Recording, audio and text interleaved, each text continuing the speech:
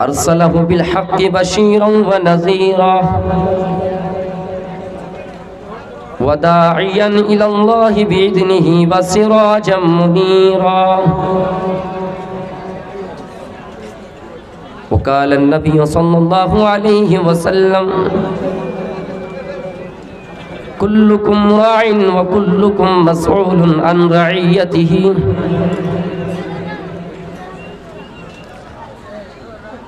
तीर्थवरत्वधापन यज्ञ करम व मांग मयामि तदा तौदियम बरबीति वाकियम प्रथम कुमारी।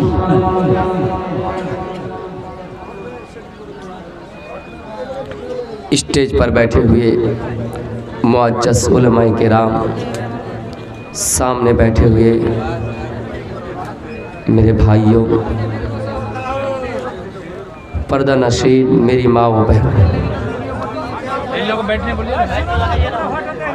काफ़ी देर से आप तकरीर समात फरमा रहे थे और उन्हीं में से मौलाना अबुल कासिम साहब बिजली जवाब के दरमियान मुसलसल 2 घंटा खिताब किए। हम और आप उनकी तकरीर को समाप्त फरमाए और फिर मेरे बाद फिर आपके चाहते ख़तीब मौलाना हज़रत अली साहब भी आपके सामने हाजिर होने वाले हैं। आप उनको भी समाप्त फरमाइएगा। तकरीर हम और आप करते हैं, सुनते हैं, अमल बहुत कम ही होता है। मेरे भाइयों, इनकी वजह एक ये भी है कि मौलाना अबुल कासिम साहब बिजली साहब ने एक बात कही मेरे फेवर में कि आप लोग मुझे दुआ दीजिएगा। ये हम और आप मानते हैं कि जब कोई नन्हा सा बच्चा बड़ा होता है, राह इल्म की जुस्तजू में निकलता है, इल्म की तलाश में निकलता है, हम और आप उसको दुआ देते हैं। लेकिन वही जब बड़ा हो जाता है तो अपने आप को बड़ा समझता है, गुरूर करने लगता है, तकब्बुर करने लगता है। और हकीकत में उलमा से बहुत लोग आज परेशान है, ये बात सच्चाई है। और इसकी वजह यह है कि उलमा के पास, आलिमों के पास हर तरह की जवाब होता है। एक मर्तबा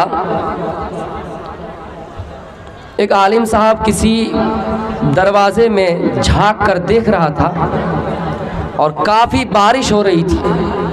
दरवाजे से देख रहा था कि गलियों में, सड़कों में कौन भीगता हुआ दौड़ रहा है। इतने में एक आदमी के ऊपर नज़र पड़ गई। एक आदमी को देखा कि बारिश में कपड़ा उठाकर तेज दौड़ रहा है, तेजी से दौड़ रहा है। मौलवी साहब कह रहा है कि तू बारिश से, अल्लाह की रहमत से दूर भाग रहा है। गौर से सुनिएगा, मौलवी साहब कह रहा है कि तू अल्लाह की रहमत से दूर भाग रहा है। वो आदमी तब आहिस्ता चलना शुरू कर दिया और जब आहिस्ता चला, बारिश इतनी तेज हो रही थी कि पूरा तरबतर हो गया, भीग गया। फिर जब दूसरा दिन वही आदमी खिड़की से झांक कर देख रहा था और बारिश हो रही थी और वही मौलवी साहब बारिश में तेज दौड़ रहा था, तो उस आदमी ने कहा कि मौलवी साहब, आप ही ने एक दिन मुझे कहा था कि बारिश में अल्लाह की रहमत को देखकर तेजी से दौड़ना नहीं चाहिए, तेज दौड़ना नहीं चाहिए, अल्लाह की रहमत से दूर भागना नहीं चाहिए, तो फिर आज आप क्यों भाग रहे हैं? तो मौलवी साहब ने क्या जवाब दिया जानते हैं? मौलवी साहब ने कहा कि उल्लू, क्या तू ये चाहता है कि अल्लाह की रहमत को पैरों तले रोन दी जाए? मेरी पैरों तले अल्लाह की रहमत को रोन दी जाए? तो मेरे भाइयों, मौलवियों के पास हर तरीके के जवाब है। बहरे कैफ आज मेरा खिताब आपसे औरतों के सिलसिले में और हिंदुस्तान के सिलसिले में होंगे। सबसे पहले एक मैं मंत्र पढ़ा, और ये हिंदू धर्म में जब शादी होती है तो 7 फेरे लिए जाते हैं, जिसको सप्तपदी कहा जाता है। लड़का लड़की आपस में एक दूसरे को 7 वचन देते हैं। लड़की 4 फेरे में आगे रहती है दुल्हन, और लड़का 3 फेरे में आगे। 7 वचन दिए जाते हैं। उनमें से एक मंत्र मैंने आपके सामने पढ़ा, उनका मैं तर्जुमा करना चाहता हूँ। हर धर्म में शादी का रस्म रिवाज है, लेकिन धर्म में ये चीज मुतय्यन नहीं है कि कब शादी हो, उनकी उम्र क्या है। इस्लाम में अल्लाह के रसूल की शादी हजरत आयशा रज़ियल्लाहु ताला अन्हा से हुई। तब आयशा रज़ियल्लाहु ताला अन्हा की उम्र 6 से 7 के बीच थी। उसी तरह रामचंद्र जी की शादी जब सीता माता से हुई तब सीता की उम्र 6 साल थी। संविधानिक तौर पर 18 साल 16 साल की उम्र कैद है, लेकिन मजहब की दृष्टि से देखा जाए तो कोई उम्र कैद नहीं है। 7 फेरे लिए जाते हैं, और 7 फेरे में एक दूसरे को 7 वचन दिया जाता है। लड़की शौहर से मुतालबा करती है, कन्या वर से मुतालबा करती है कि अगर आप इन वचनों को देने का मुझसे वादा करते हैं, अगर आप मुझे ये वचन देते हैं तो ही मैं आपसे निकाह करना चाहती हूँ, वरना आपसे निकाह करना नहीं चाहती हूँ। मेरे भाइयों, वो चीज़ इस्लाम में है या नहीं? आइए मैं उस मंत्र को पहले पढ़ता हूँ। तीर्थवर्तुधापनि यज्ञ कर्म मया सहे कुर्ययम वमांग मयामि तदा तौदियंबर वीति कन्या वचनम प्रथम कुमारी। पहला मंत्र, दुल्हन दूल्हा से ये मांगती है, कन्या वर से मांगती है, बीबी शौहर से ये मांगती है कि ऐ मेरे शौहर, अब आप मेरा पति होने वाला है, आपके साथ मेरी शादी होने वाली है।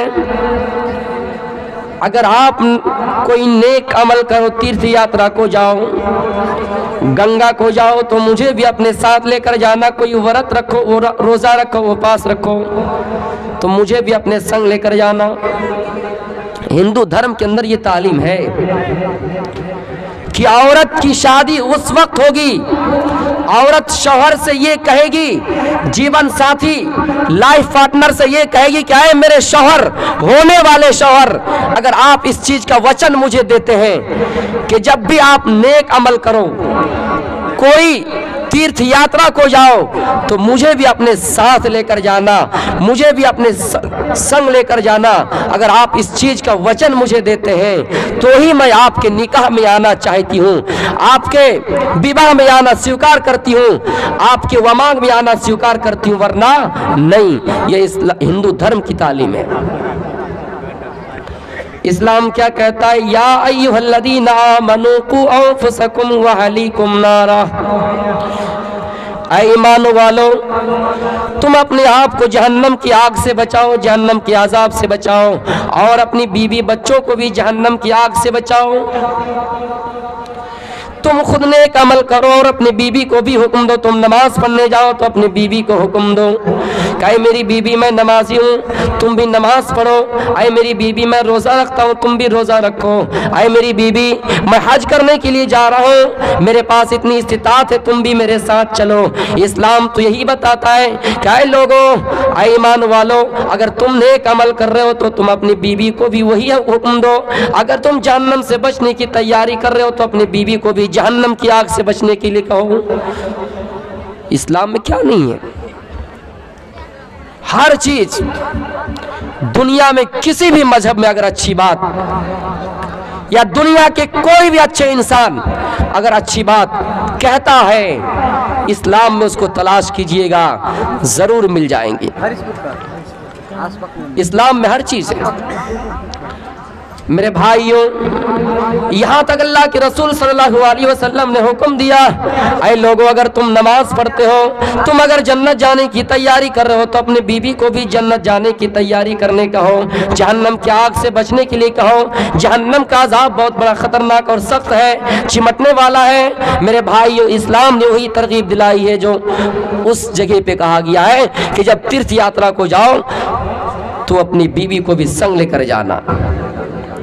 अल्लाह के रसूल सल्लल्लाहु अलैहि वसल्लम कुरैश वालों को डराया करते थे, ऐ कुरैश वालों, अनक़िज़ू अनफुसकुम मिनन्नार, ऐ कुरैश वालों, अपने आप को जहन्नम की आग से बचाओ, अपने आप को जहन्नम के अज़ाब से बचाओ, खुद बचो और अपने आल वयाल को भी बचाओ। कुरैश वालों को आपने मुखातब करते हुए फरमाया। मेरे भाइयों, आपने सिर्फ कुरैश वालों को नहीं कहा, यहाँ तक कहा कि ऐ मेरी बेटी फातिमा, या फातिमा तो बिन्त मुहम्मदिन सल्लल्लाहु अलैहि वसल्लम, अनक़िज़ी नफ्सकी मिनन्नार, ऐ फातिमा, ऐ मेरी बेटी, ऐ फातिमा बिनते मोहम्मद, तुम अपने आप को जन्नत जाने की तैयारी करो, जहन्नम की आग से बचाने की कोशिश करो, जहन्नम की आग से बचने की कोशिश करो, इसलिए कि क़यामत के दिन मैं तुम्हारा काम नहीं आ सकता।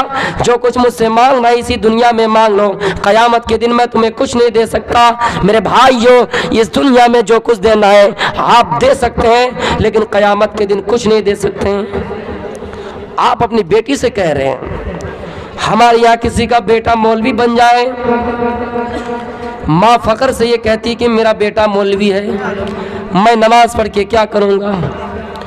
किसी का शौहर अगर मौलवी है, वो बीवी कहती कि मेरा शौहर मौलवी है, मैं नमाज पढ़ के क्या करूँगी। मेरे भाइयों, ऐसी सोच रखने वाले एक बात याद रखना, जब क़यामत के दिन तुझे जहन्नम में डाला जाएगा, तुझसे आखिरी ख्वाहिश पूछी जाएगी। जिस तरह किसी को फांसी दी जाती है दुनिया में, उनसे आखिरी ख्वाहिश पूछी जाती है कि तुम्हारी आखिरी इच्छा क्या है। वो कहता है मुझसे आखिरी इच्छा है कि मुझे माँ से मिलना है, बाप से मिलना है। क़यामत के दिन जहन्नमियों से पूछा जाएगा तुम्हारी आखिरी इच्छा क्या है, तुम्हारी आखिरी तमन्ना क्या है। जहन्नमी कहेंगे यवद्दुल मुजरिमु लौ यफ्तदी मिन अज़ाबि यौमिइज़िन बिबनीह, आय अल्लाह मेरे बेटे को जहन्नम में डाल दे, आय अल्लाह मेरी बीबी को जहन्नम में डाल दे, आय अल्लाह मेरी बेटी को जहन्नम में डाल दे, मेरे कुंबे को जहन्नम में डाल दे, सिर्फ मुझे जन्नत में दे दे। दुनिया में आप अपने बेटे के लिए हलाल और हराम में तमीज़ नहीं करते हैं। आप ये चाहते कि मेरा बेटा कैसे जीवन सुख गुजारे, आप ये चाहते कि मैं अपनी बीवी को कैसे खुश रखूं, इसलिए दुनिया में हराम कमाई करके अपनी बीवी को ला कर देते हैं ताकि आपकी बीवी खुश हो जाए। मेरे भाइयों, याद रखिएगा, दुनिया में आपकी बीवी खुश हो सकती है, आप दुनिया में अपनी बीवी को कुछ भी कर सकते हैं, दे सकते हैं, लेकिन क़यामत में जब आपको जहन्नम में डाला जाएगा तो आप यही कहेंगे कि अल्लाह मेरी बीवी को आज जहन्नम में डाल दे और मुझे जन्नत दे दे। आप यही बात कहेंगे। इसलिए वहां जो ये तालीम है, यहां पर भी वही तालीम है। इंशाअल्लाह हिंदुस्तान की तारीख पर आऊंगा और एक दो वाक़ियात इस्लामी बोलना मुनासिब समझता हूँ। उसके बाद दूसरा मंत्र, तीसरा मंत्र, चौथा मंत्र भी पढ़ूंगा, लेकिन जहां से हमारा आगाज है, जिस मजहब के हम हैं, पहले उस पर रोशनी डालना मुनासिब समझता हूं। मेरे भाइयों,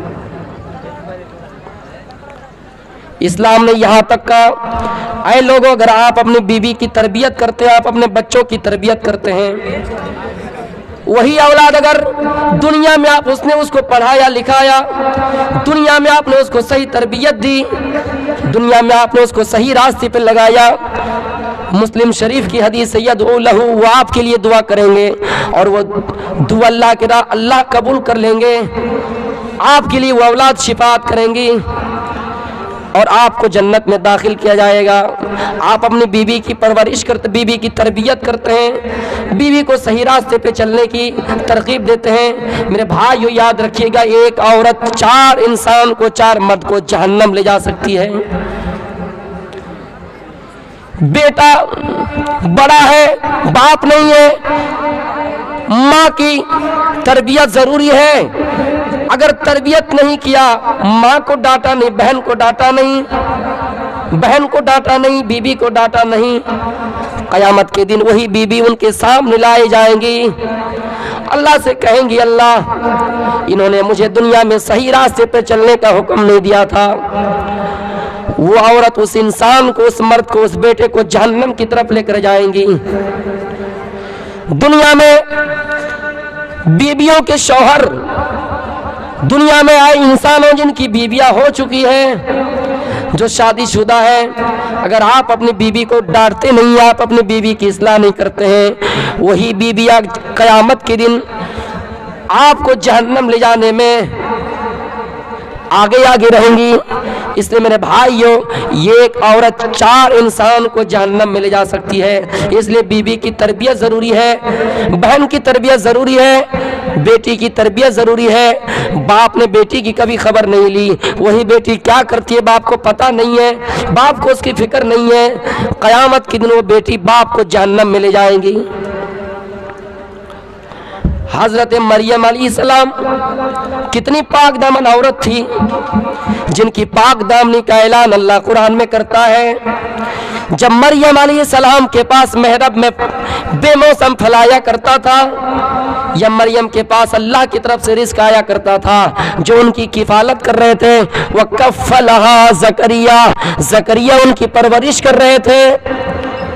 ज़करिया उनके गार्जियन थे, ज़करिया उनके सरपरस्त थे। जब देखा कि ये सामान, इसका तो अभी मौसम